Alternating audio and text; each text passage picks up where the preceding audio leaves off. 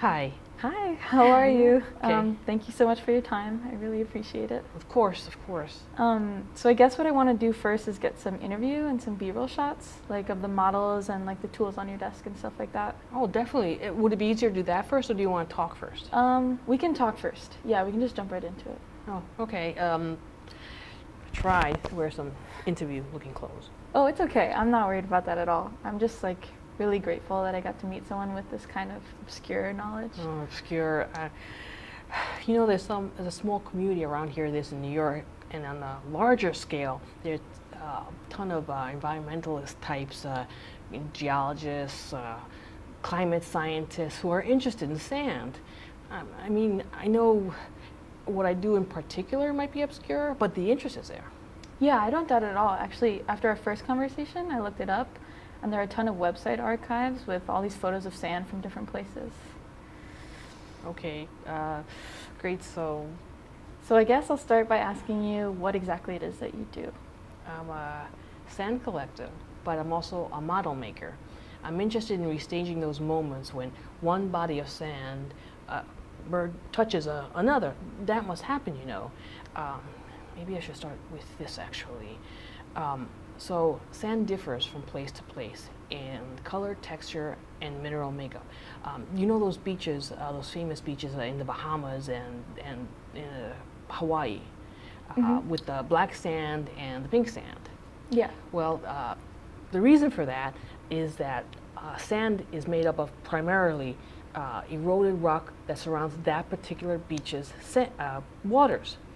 So in Hawaii, there's a lot of that sand is made up of eroded lava rock. In the Bahamas, it's pink because there's this insect that lives beneath the water, under the reefs, called the foraminifera. Once it dies, it's shed its little shell, and it gets mixed up and bounces around, and it breaks down over time, and those small pink bits merge with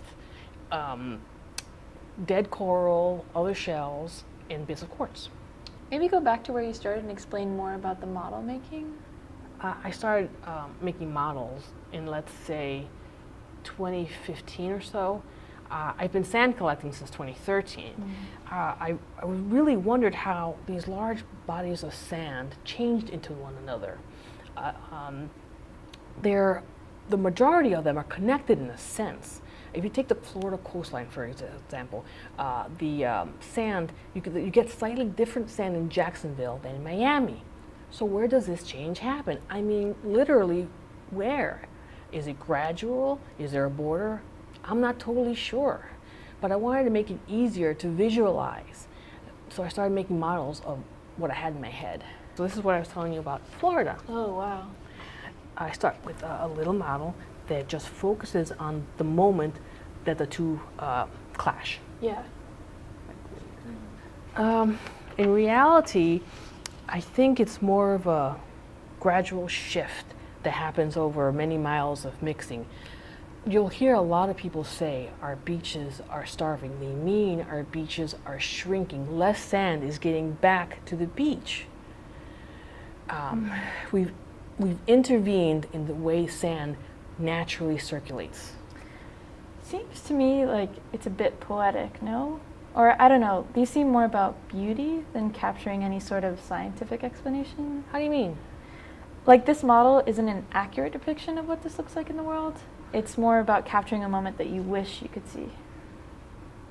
Yeah, I guess. I mean, it's more of kind of like a wish fulfillment. I can't go underwater and scan for miles and look for this moment. So I make it at home with cheap craft sand and glue sticks and stuff. I guess it's more of an art project than science project. I acknowledge it's kind of like a pseudoscience. Mm-hmm. Are there any like sand imagineers that you know? No, not really. I've met a few people who collect sand, but they do it more as of, people who have those maps They pin every place they've been to. Yeah, my dad has a map like that. Same thing with sand. When they travel, they take some back or they send some back. Not from Hawaii though. Not Hawaii? No, not Hawaii. They frown upon that there, and I think there's a legal issue because people are always trying to sneak back lava rock. And there's this myth about it being bad luck. Over here, right? Yeah. Oh, let me put that over there. Put this back in my pocket. And here is Arbor Island. And how do you make this one? This one, well, I start. I told you already about the base sand, Yeah. but I also need shells. So I have different colored shells here, and I crush them up, and then I add it to the sand that I've already colored, Okay. and that together makes the different sands. Nice. The base sand plus the shells, Yeah. the crushed shells, I should say. So that's the one that's here. Which one? This pink sand. Yeah, this is, It's the same one. yeah. Okay, cool. And then, let's see, Cuba. If you want to see how, the start of it, and then how it ends up looking on the model. And then here, I had the sand down, but I've just started the process of putting the water in. Mm-hmm. You can see the sand. So it's there. like painted underneath there? Yeah, to make it look more watery-like. Yeah. And then here's like almost near the end of the sand part anyway.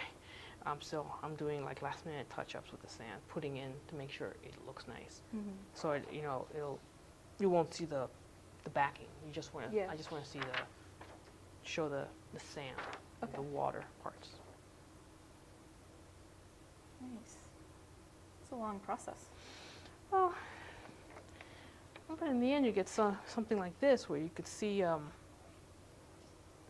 mean, the other ones you see a difference, but with something like this where the colors are so different, it's so pretty. Mm-hmm. I'll never be able to go to these places, but I have these little models, Yeah.